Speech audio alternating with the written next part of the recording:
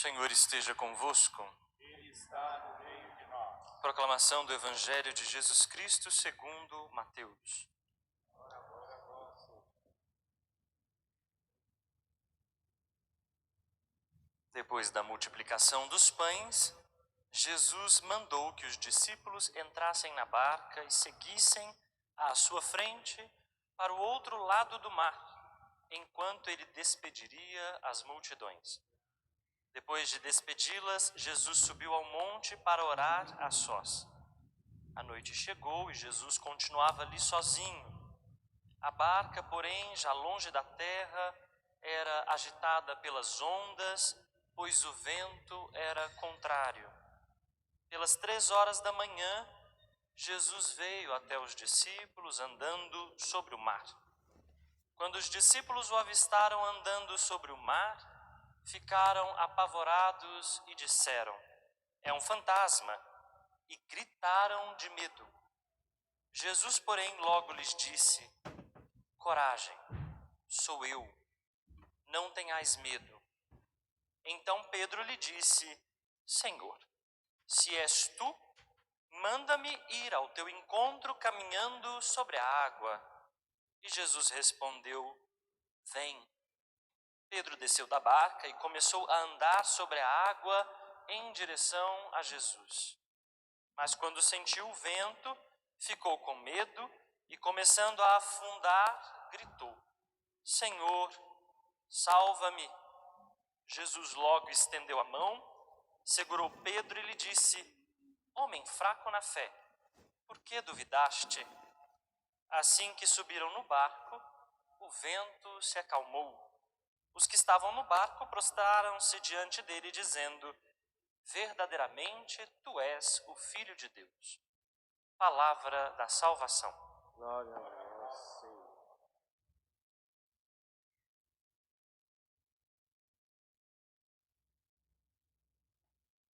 Caríssimos irmãos, caríssimas irmãs, também vocês que nos acompanham pelas redes sociais. No domingo passado, nós vimos que no entardecer, quando tudo se decide, os discípulos querem despedir as multidões. Mas Jesus diz que elas não precisam ir embora, porque eles mesmos podem dar de comer. E assim os discípulos fazem. Com apenas 5 pães e 2 peixes, Jesus não alimenta apenas a fome do corpo, mas a fome de palavra que as pessoas têm, porque ele mesmo se oferece. Sobram 12 cestos, o que significa que, por causa dos 12 apóstolos, a mensagem de Jesus, ou a sua palavra, continua nos alimentando até hoje. É depois desse acontecimento catequético que Jesus manda os discípulos entrarem na barca e cruzarem o mar para a outra margem, ir à frente dele enquanto ele vai despedir as multidões. Também esse texto que nós acabamos de meditar é um texto catequético. É um texto que quer passar uma mensagem, que quer nos ensinar algo sobre a vida da igreja e sobre a nossa vida em particular. Jesus manda os discípulos entrarem na barca. Na verdade, a tradução mais correta é: Jesus obriga os discípulos a entrarem na barca.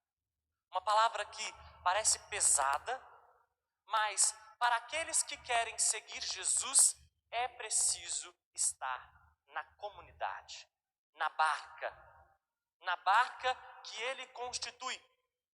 E a barca é um símbolo da igreja muito antigo.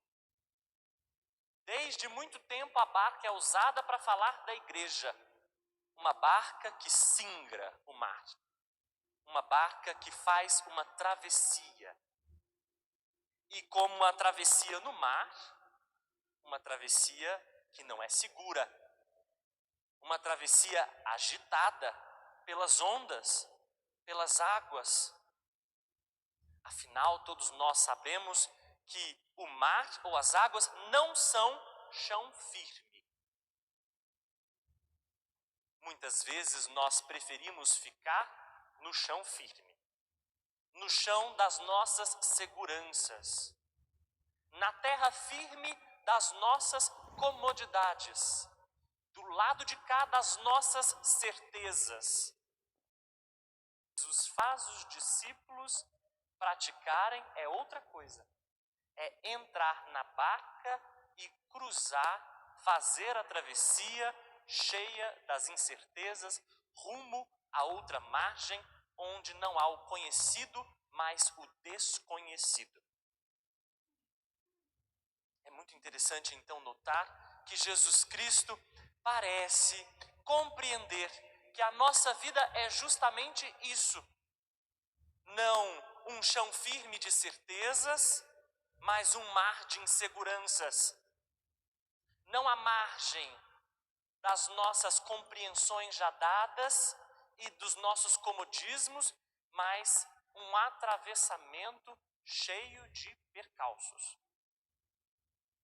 E quando muitas vezes nós não queremos entrar nessa barca, nós perdemos a própria vida, porque viver é arriscado.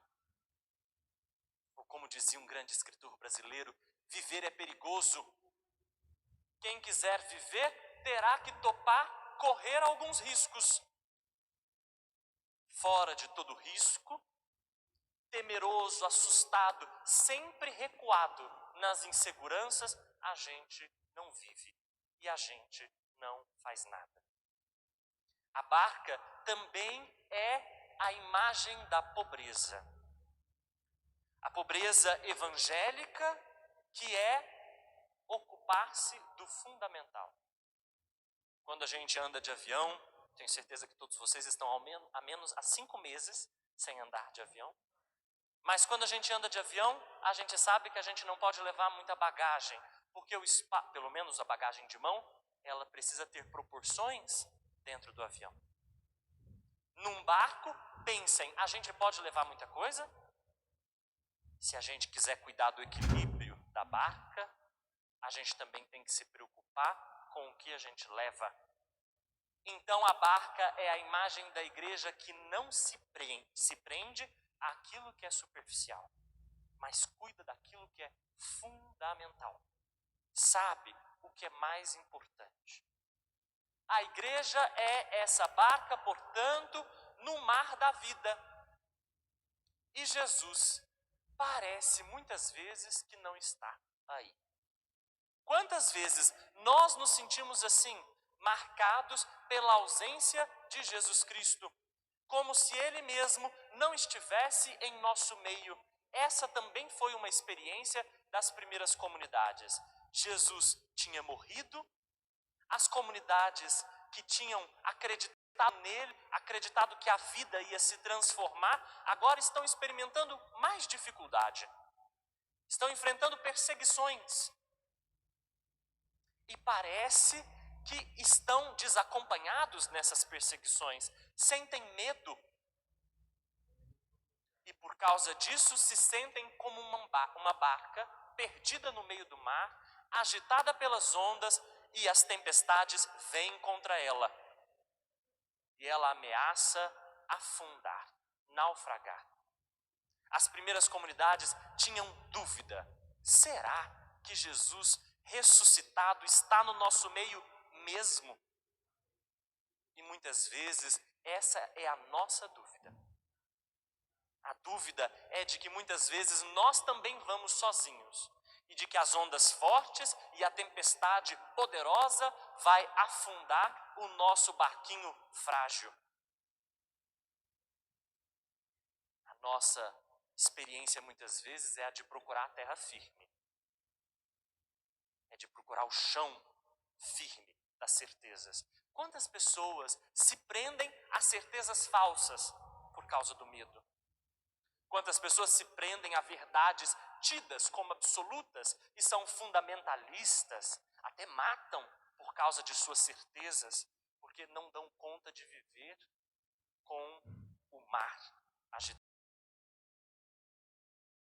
É nesse momento que Jesus, que estava rezando no monte, essa figura do Jesus orante, do Jesus que se encontra com Deus no alto da montanha, que lembra o Elias da primeira leitura, que se encontrou com Deus no alto do monte.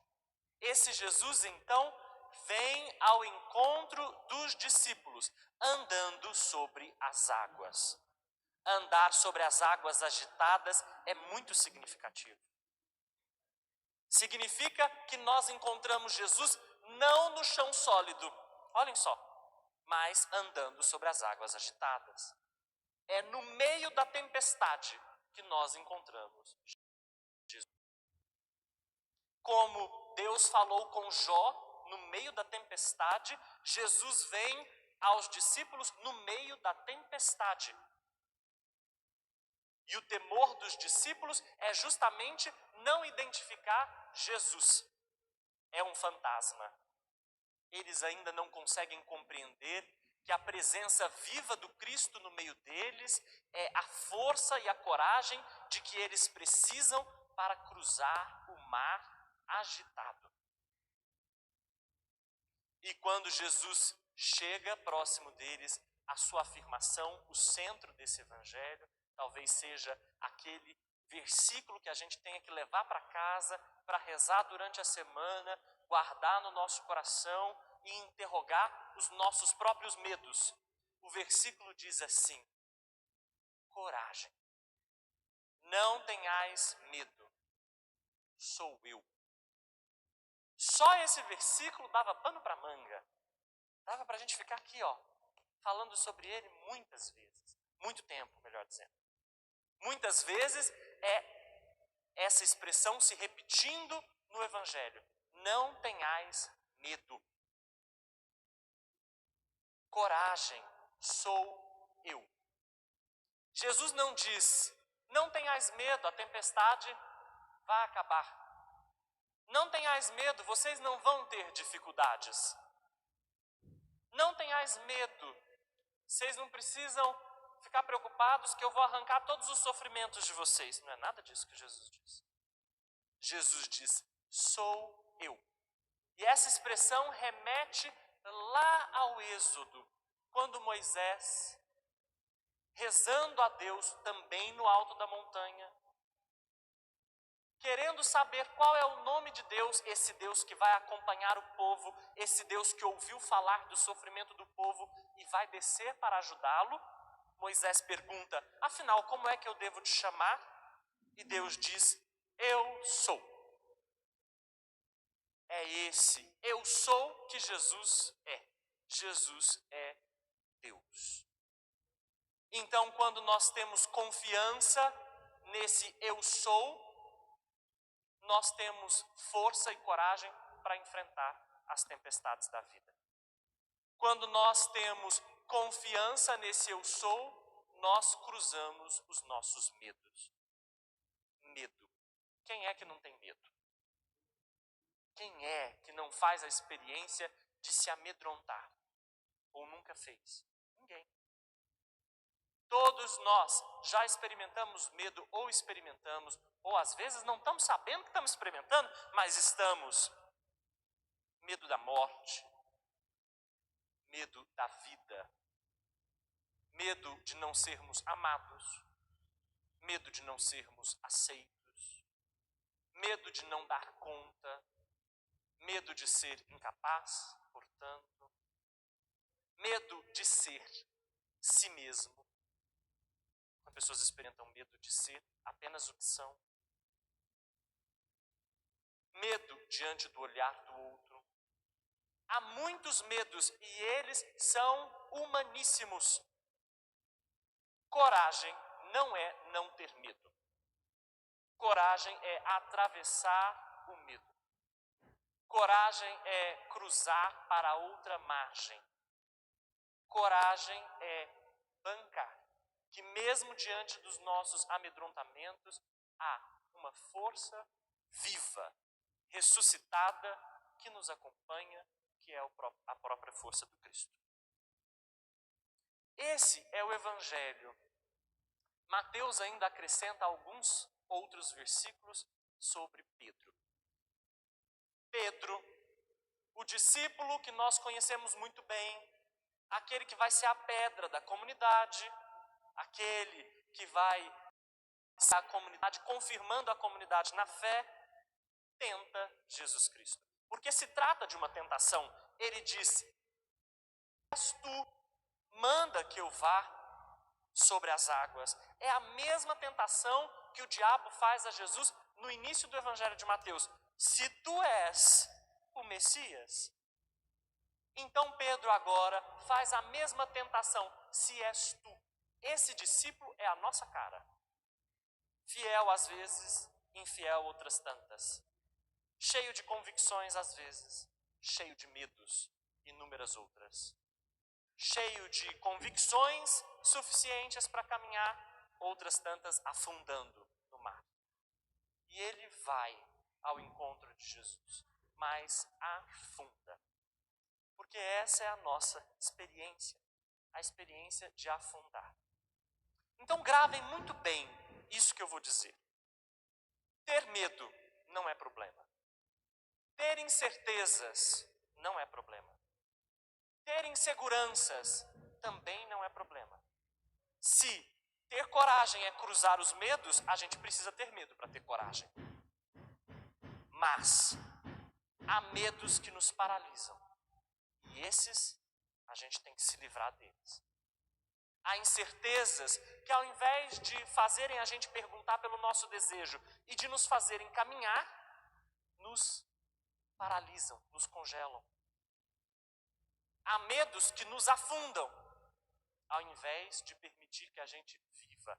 Ou seja, abandonando-os, cruzando-os, aprendendo com eles, viver mais e melhor. Esses medos precisam ser deixados. E o Cristo é a força ressuscitante que nos levanta dos nossos próprios medos e das nossas próprias mortes. E ajuda a gente a cruzar o mar. Quando Jesus entra na barca, diz o Evangelho, a tempestade acalma. E não é porque não haverá mais tempestades, e não é porque não haja tempestades, mas é porque nós teremos que muitas vezes cruzá-las, e faz bem lembrar quem deve ir conosco: Jesus Cristo. Então, meus irmãos e minhas irmãs, é difícil pegar esse Evangelho e, nesse momento que a gente está vivendo histórico, não lembrar desse mesmo texto proclamado e explicado pelo Papa Francisco. Lá no início da pandemia, nós vimos um Papa Francisco subir à Praça de São Pedro sozinho e recitar, proclamar esse mesmo Evangelho. E ele dizia: nós também estamos numa noite escura. Nós também estamos no meio do mar, bravio. E as tempestades estão agitando a nossa barca e a nossa vida. Nós também estamos cheios de medo. E ele se perguntava: por que tendes tantas dúvidas? Nós temos muitas dúvidas que nos paralisam. Ter medo nesse momento, muitas vezes, faz o efeito contrário. A gente nega o que está acontecendo. A gente nega a realidade. A gente esconde o que está havendo. Não há problema em ter medo. Mas nós precisamos cruzar com responsabilidade e coragem esse momento da melhor maneira possível, para o nosso bem e para o bem do outro. Nós estamos agitados. Agitados e nossa barca ameaça afundar. Fará bem à igreja se a gente deixar Jesus subir uma vez mais. A igreja muitas vezes tem medo e por isso ela fica só no chão firme, não topa ir para o outro lado, onde ela tem que conhecer o desconhecido e cruzar o mar das incertezas e das dúvidas. Vamos pedir ao Espírito que nos dê coragem